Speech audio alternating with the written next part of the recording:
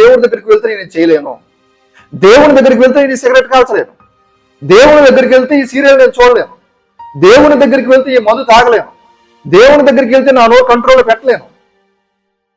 నువ్వు ముందు దేవుని దగ్గరికి రా, ప్రభు దగ్గరికి రా, ప్రభు మాటలు విను. మన జీవితాన్ని మనం సరి చేసుకోగలుగుతాం. దేవుడు ప్రతి ఒక్కరికి అవకాశం ఇస్తాడు. నువ్వు తప్పు చేసినా సరే, దావీదుకి అవకాశం అవ్వలేదా? పాపం చేసిన ఎప్పుడు చంపేశాడా? లేదు, అవకాశం ఇచ్చాడు. కానీ అవకాశాన్ని దావీదు సద్వినియోగం చేసుకున్నాడు. కానీ మనం పశ్చాత్తాపడతాం, మరలా పాపం చేస్తాం. దావీదు పశ్చాత్తాపం ఎలాంటిదంటే, తన జీవితంలో మరలా పాపం చేయలేదు. తన వృద్ధాప్యం వచ్చిన తర్వాత వెట్టగలగటానికి ఒక యవ్వనస్తురాల స్త్రీని తీసుకొచ్చి తన పక్కన పడుకోబెట్టినా సరే తన పాపం చేయలేదు. అది దావీదు యొక్క మారు మనసు. మన మారు మనసు ఈ రోజుకి పరిమితం.